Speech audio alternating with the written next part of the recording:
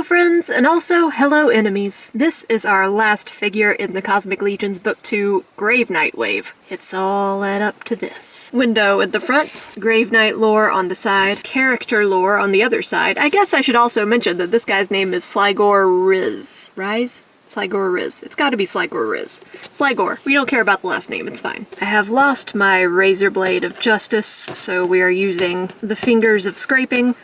Not as effective. Also, my fingernails are just, they're so brittle, you guys. They're so short and brittle. I can pretty much just touch something and they'll break. For those who have been watching for a while, sorry, mini tangent, you'll remember sometime back, my nails were actually growing pretty nicely. They weren't breaking every time I just picked up a piece of laundry. And it's weird because at the same time, I was battling an illness that would not go away. And I've read that when you're sick, your fingernails grow better sometimes. So I don't know what was happening there. I was sick, but my fingernails were thriving. And then after I got better, that lasted for a while. I had some nice fingernails for a little bit, and then they went back to being just terrible. This guy definitely comes with the most out of everyone in this wave. It's a pretty small wave, and the accessories have been pretty good. It's been a decent amount of accessories per character, but this is just a ton of stuff. And as if that weren't enough, in addition to all this, we also have this little baggie of extras that I mentioned in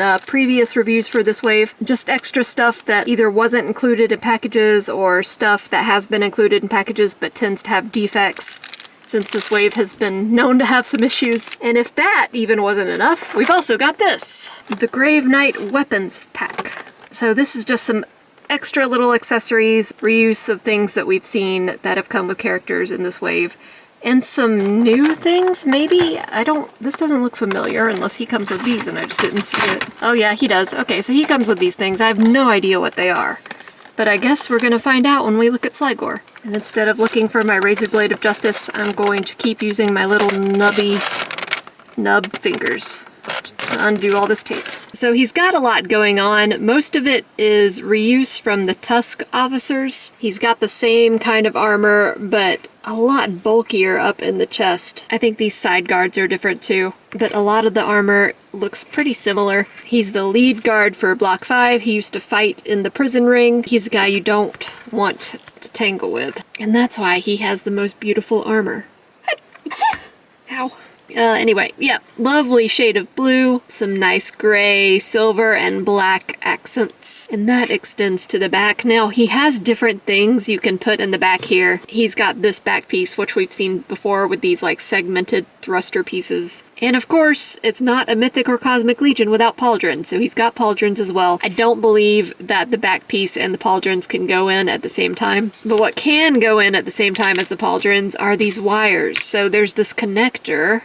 You plug it into this port here, and then these wires can loop around. He comes with a lot of little things like these, really customizable. It's a bit hard to see his face, but we'll get a better look at that when I get this off. He also needs to be heated up for sure, because he is very stiff. I couldn't even move his head, and there's like no way I'd be getting this extra stuff on him in his current condition. He needs a day at the spa to loosen him up. Alright, so when you're heating him up, be careful, because I heated him up and then I heard a little clink on the floor, and it was this piece right here. I don't think it's supposed to come out because this piece is definitely glued in, but this one is definitely not, so just be aware of that. He's still a little wet. Apologies to the people who hate it that I use hot water straight on my toys, but that's just how I do it. Give him a little bath, it's fine. Get a better look at this head.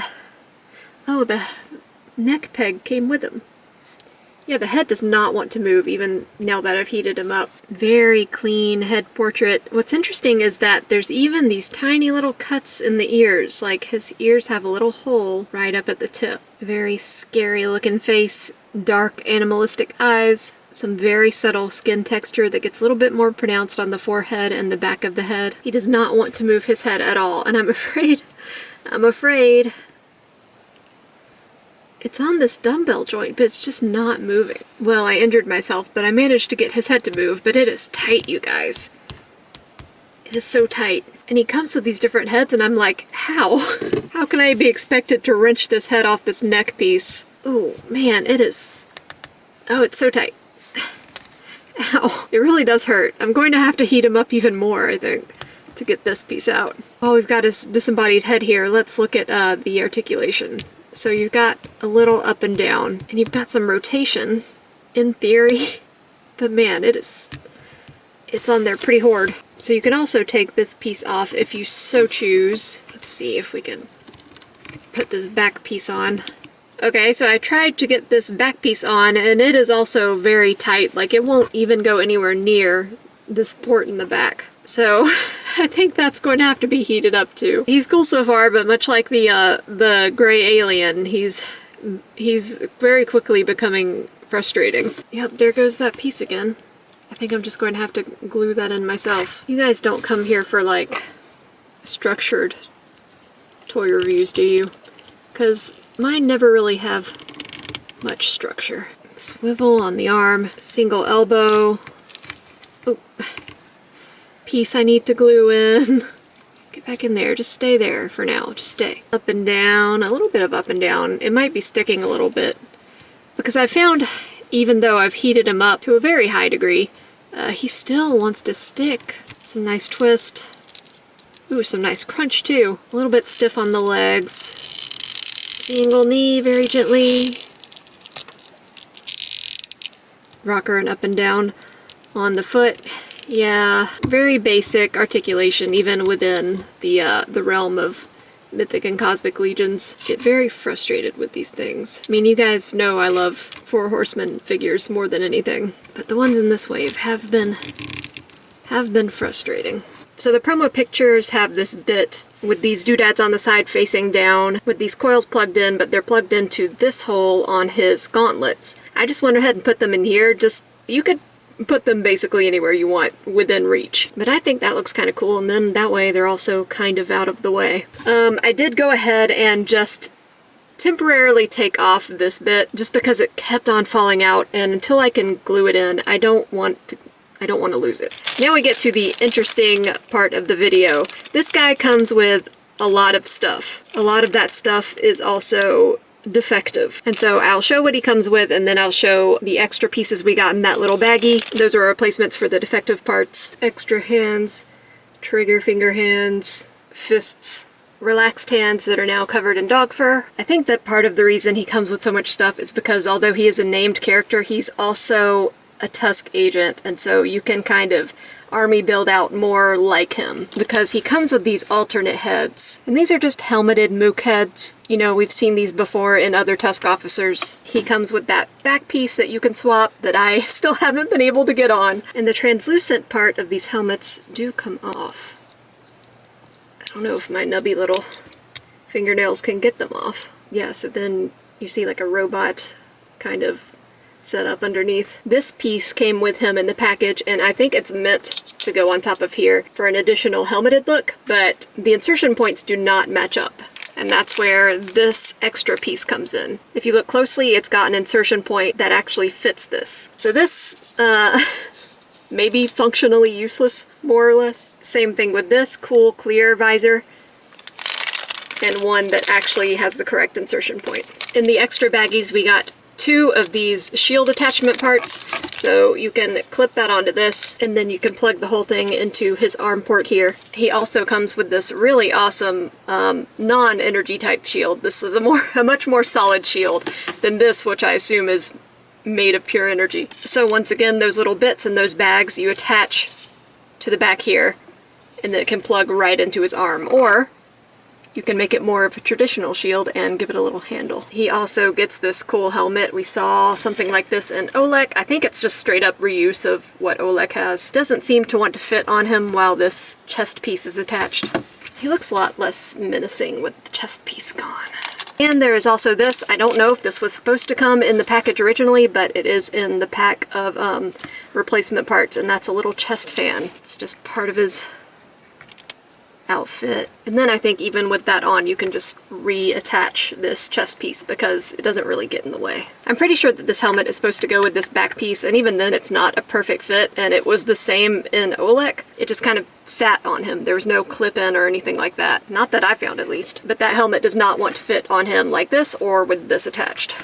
So I think can only really use that when you've got that other back piece in, and like I said, I could not get it in. Maybe Patrick will have better luck. This is a cool accessory. Some other characters have come with something like this, but it's a little hologram, and you can plug it, like many other things, into his gauntlet here and have him like read the hologram. It looks to be like some kind of solar system. I really like this guy's color scheme. The purple and blue, it's two of my favorite colors. Of course, he's got some weapons. Cool space gun, which also just kind of looks like a normal earth gun, but what do I know? He's got this energy staff, and then it has two attachments. It's got one that's unenergized and one that is energized, and I really like that you get both options. Just attach it like so. It's in there pretty snug, so I hope it comes out eventually. But yeah, the amount of stuff this guy comes with that is not usable, and then you have to use these replacement parts instead. It's a bit of a hassle, but I do like that he comes with so many alternative looks. You really could get like 2 or 3 of this guy and just army build the heck out of him. So before I do my final thoughts on the figure, I want to talk briefly about the Grave Knight weapons pack, just show you what's all in it. It's just reuse of weapons that we've seen in this wave. We've got that standard shield and energy shield, this helmet piece that we got the replacement part for because the inserts aren't correct. We got more attachments to that energy baton. This time it has a green electrical field. We've got some dart gun attachments for some gauntlets, some scythe attachments, another shield attachment, a harness slash belt like we saw on Ias, and this big mace like we saw with what's-his-face, Chickenfoot Man, whose name I forgot. So it's nothing extraordinary, just some reuse of some things we've seen before, but it's a nice way to get a few extra weapons, especially if you skipped out on some of the characters but you still want their weapons. This is a good way to do it. A quick clarification is that when you are dealing with this shield, if you want to just attach it to his wrist just straight without having him hold it, you have to pull it apart, and this is what attaches to him. You've got this little key and hole, attach that, and then attach this to his gauntlet. However, I really like the way this shield looks the way it is. I'd prefer to keep it on its handle. So here he is with everyone else in the wave, and he is quite a bit smaller than all of them. He's even a bit smaller than Mbira, I feel like. Maybe he beats her out by a little bit, but they seem to be about the same size. And she is the smallest character other than him in this wave. I feel like this wave has run larger, and I don't know if that's just because they're using new, larger bodies. Like, I know the 2.0 bodies are larger than the 1.0 bodies. Anyway, he's kind of a little guy comparatively, and I am afraid to say that he is my least favorite in the wave. Everyone else that I've seen get this really loves him, I guess because of the army builder nature of it. And make no mistake, he does look cool. I like his accessories, but he's just not as interesting to me as far as character design goes. His unique head, while cool, it's just not as interesting as the other people in this wave. We get some really cool characters in the Grave Knight wave, but it's really hard to beat wave 1, because I mean, we had Ziri, we had Kragnar, Slog, Vorga, some real heavy hitters, some really awesome designs. And this wave is cool, but to me personally, Wave 1 still reigns supreme. So if I was going to rank these just really quickly, because someone might ask about it, I'd have to say Slygor number 5, sorry buddy. Chickenfoot Man number 4, Mbira number 3, Novan number 2, and Ias is number 1. I just love that gray design. I love the mix of futuristic and kind of like tribal medieval flavor, and every time I look at it, the paint is just astounding to me. He is very frustrating. He is probably the most frustrating one in this line besides Slygor, but if he's just there to look at, perfect. So that's it for our journey into Wave 2 of Cosmic Legion's Grave Knight. What will I review next? Not even I know. So thank you so much for watching. Tell me how you feel about this wave. I've got mixed feelings. Naturally, they're all beautiful pieces, but they did come with a lot of issues that the first wave did not, and I think that Four Horsemen knows that and did their best to alleviate it. But anyway, let me know what you think. Likes and subscribes are very much appreciated. Comments are more than welcome, and I'll see you guys on the next one.